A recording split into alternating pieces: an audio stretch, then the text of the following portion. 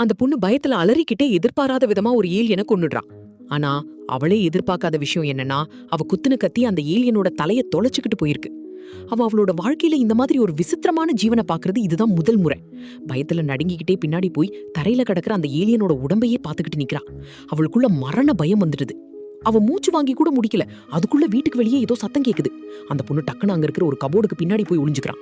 அப்போ ஒரு விசித்திரமான நீல நிற ஒளி, ப்ளூ லைட் அந்த ஏலியனோட பிணத்து மேல விழுது. அந்த உடம்பு மெல்ல மெல்ல காத்துல மிதந்து ஜன்னல் வழியா வெளியே போகுது.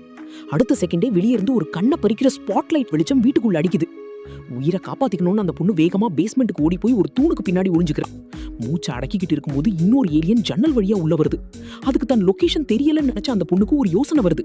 கிடைச்ச கேப்ல இதையும் போட்டு தள்ளிடலான்னு நினைச்சு மெதுவா ஒரு டேபிளுக்கு அடியில புகுந்து போறான்.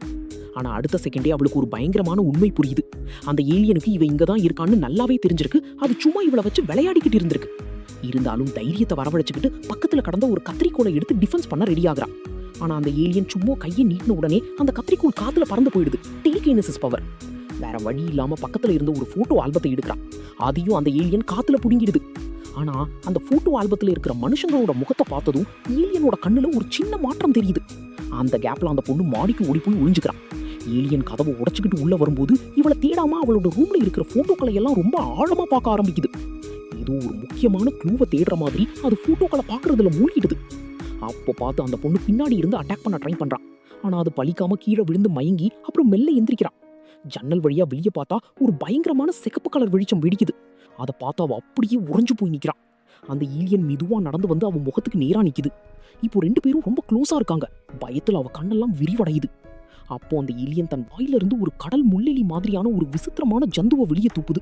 அது மெல்ல மெல்ல பறந்து வந்து அந்த பொண்ணோட உதட்டுக்குள்ள போகுது. அடுத்த செகண்டே அந்த பொண்ணு ஒரு பயங்கரமான கனவுல இருந்து முடிச்ச மாதிரி திடுக்கிட்டு எந்திரிக்கிறான்.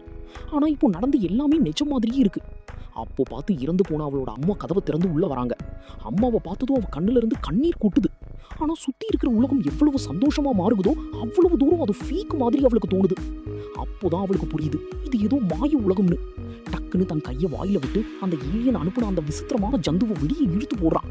அந்த அடுத்த செகண்டே அவளை சுத்தி இருந்த அந்த அழகான போலி உலகம் மறைஞ்சு பழையபடி அந்த பயங்கரமான இருட்டு உலகம் கண் முன்னாடி வருது. விளையாட்டு இன்னும் முடியலன்னு புரிஞ்சுக்கிட்டு அவ காட்டுக்குள்ள உயிரை கையில புடிச்சுக்கிட்டே ஓடுறான்.